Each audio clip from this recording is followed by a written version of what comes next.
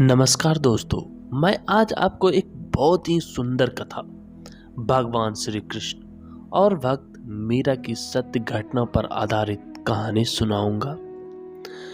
एक बार इंग्लैंड के राजा ने अकबर को पत्र लिखते हुए पूछा, आपके पास आपके भारत में सबसे सुंदर रूप किस व्यक्ति का है? तब अकबर विचार करने लगा, सबसे सुंदर रूप किसका हो सकता है? तब तानसेन उनके नजदीक बैठे थे। उसने तानसेन से पूछा, तानसेन, तुम्हें पता है इस भारत में सबसे सुंदर रूप किसका है? तब तानसेन कहने लगे, हमारे भारत में सबसे सुंदर रूप तो वृंदावन के ग्वाली का है। तब अकबर ने पूछा, यह वृंदावन का ग्वाला कौन है? तब तानसेन ने कहा, वह भगवान श्री कृष्ण है। इस प्रकार पत्र में भगवान श्री कृष्ण का नाम लिखकर अकबर ने वह पत्र इंग्लैंड की ओर रवाना कर दिया। समय बीतता गया। एक दिन अकबर ने तानसेन से पूछा, तानसेन, तुम कहते हो भगवान का रूप बड़ा प्यारा है। अरे सारी दुनिया उनसे प्यार करती है, पर क्या ऐसा भी कोई इंसान है जिससे भगवान प्यार करते हो? तब तानसेन ने कहा, अवश्य है। इस दुनिया में ऐसा इंसान बहुत सारे हैं जिनसे भगवान प्यार करते हैं। तानसेन की बात सुनकर अकबर ने कहा, अगर हो सके तो मुझे उसका दर्शन कराओ। तानसेन कहने लगा, अवश्य लेकर चलूंगा, पर तुम्हें अपना रूप बदलना पड़ेगा। अकबर तो सम्राट था। उसने कहा, मैं उनके दर्शन के लिए अपना रूप बदलने को तैयार हूं। इस प्रकार तानसेन और अकबर ने अपना रूप परिवर्तित कर लिया। अब वह दोनों धीरे धीरे दिल्ली से चलते हुए चित्तौड़ तक आए। चित्तौड़ पहुंचकर उन्होंने पूछा, यहाँ भक्त मीरा बाई का महल कहाँ है? किसी ने बताया, वह जो दूर एक महल दिखाई दे रहा है, वहां पर भक्त मीरा रहती है। वह दोनों साधु का वेश बनाकर जैसे ही मीरा के महल में जाने वाले थे, कुछ लोगों ने उन्हें रोक लिया।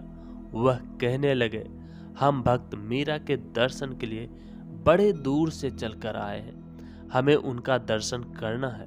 तब महल के बाहर खड़े सैनिक कहने लगे, अरे मीरा यहाँ नहीं रहती है, वह तो सारा दिन गिरधर गोपाल के मंदिर में पड़ी रहती है। तुम्हें उनका दर्शन करना है तो वहां चले जाओ।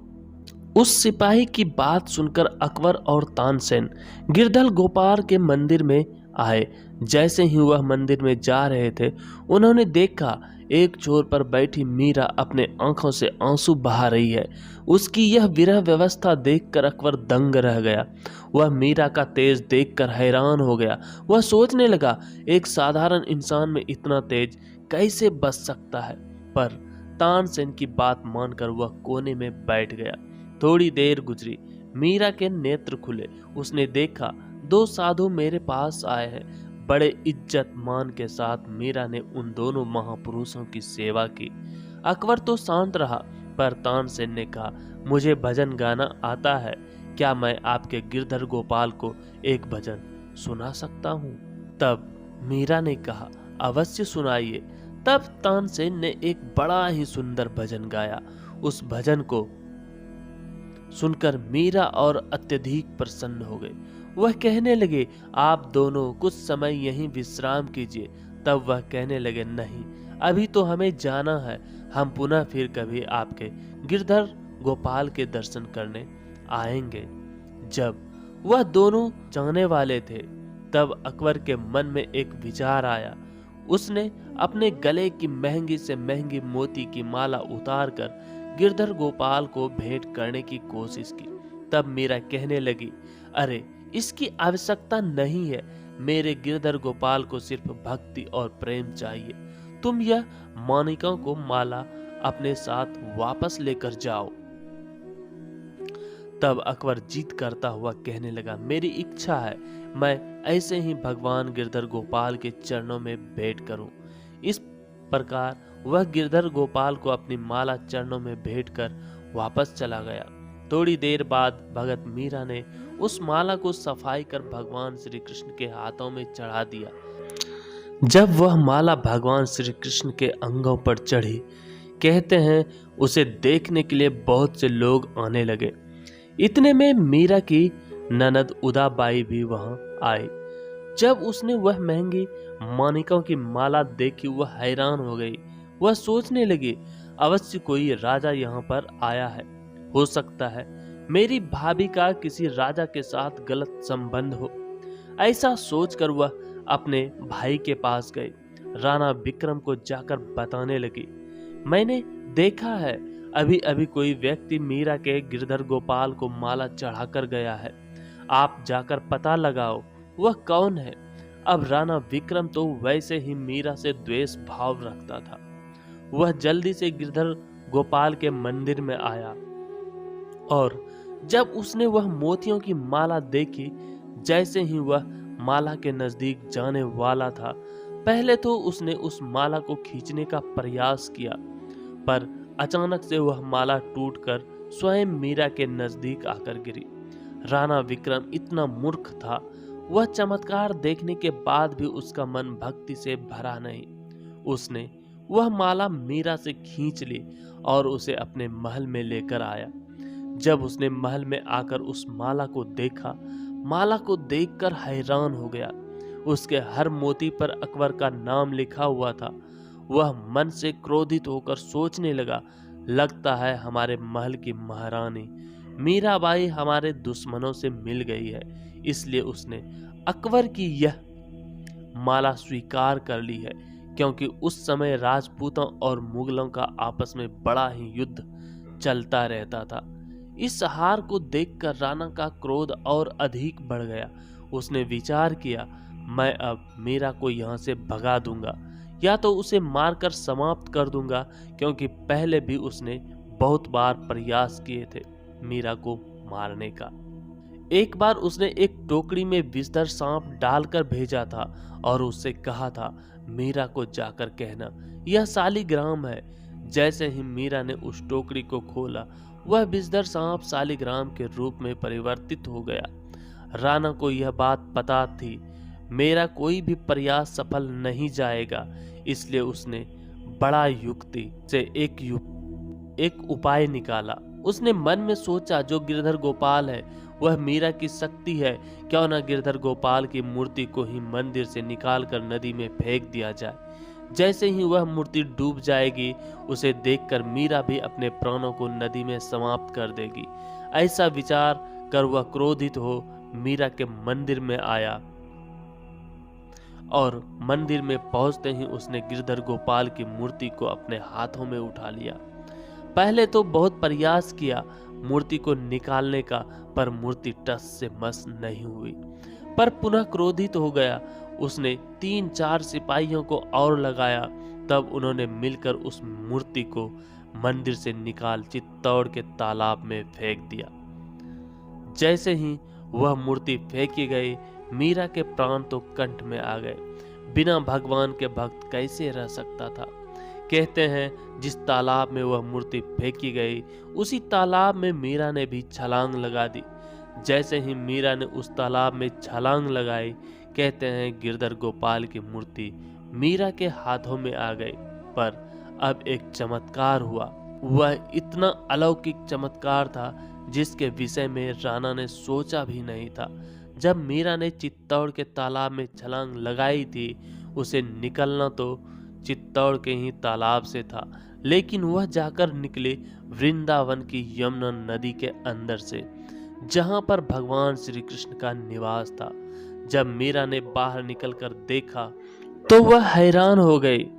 मैं डूबी तो चित्तौड़ में थी और प्रकट यहाँ वृंदावन में यमुना नदी से हो रही हूँ। वह समझ गई यह भगवान का ही प्रताप है। वह मूर्ति को लेकर बाहर आए। अब तो वृंदावन रहकर ही भक्तिमयी माता माँ मीरा भगवान की उपासना करने लगे। जब राणा विक्रम को यह बात पता चली तो वह बड़ा क्रोधित हो गया। उसने बड़े प्रयास किए मीरा को पुनः चित्तौड़ लाने के लिए, क्योंकि वह नहीं चाहता था कि समाज में उसकी बुराई हो। लेकिन इस प्रकार कहे कि राणा सांगा की पुत्र वधू वृंदावन में संतों के साथ भक्ति कर रही है। राणा विक्रम तो चाहता था मैं मीरा को पुनः अपने महल में लेकर आऊं और महल में लाकर ही उसे अनेक प्रकार की यातनाएं दूं।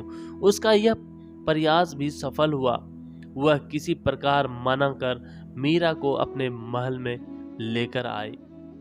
अब तो उसने बड़े प्रयास किए मीरा के भक्ति में विघ्न डालने के, पर जिसका परमात्मा में विश्वास होता है उसकी भक्ति तो सफल हो जाती है।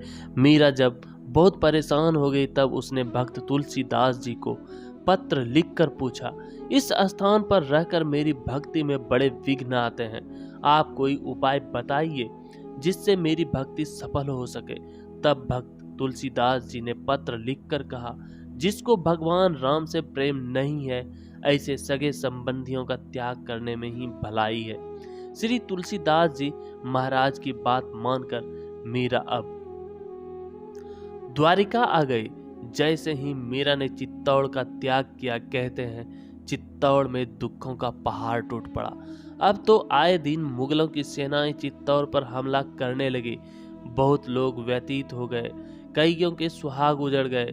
कई ब्राह्मणों ने आकर राणा विक्रम से कहा, अब आप प्रयास करो, आपने भक्त को रुष्ट किया है, जाकर मीरा को पुनः मनाकर वापस लेकर आओ, अन्यथा हमारा चित्तौड़ बर्बाद हो जाएगा। राणा ने ब्राह्मणों की बात मानकर कुछ विद्वानों ब्राह्मणों को द्वारिकापुरी भेजा। वह मीरा को मनाने गए। मीरा ने कहा, अब मेरा स्थान यही है, अब यहीं रहकर मैं परमात्मा की भक्ति करूंगी। ब्राह्मण कहने लगे, जब तक तुम हमारे साथ नहीं चलोगी हम यहाँ से नहीं जाएंगे और ना ही हम भोजन करेंगे, ना ही पानी पिएंगे।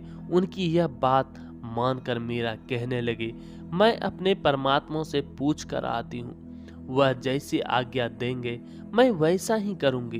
कहते हैं मीरा भगवान के नजदीक गई और रोते हुए कहने लगी, हे नाथ, क्या आप मुझे पुनः बंधन में डालना चाहते हो?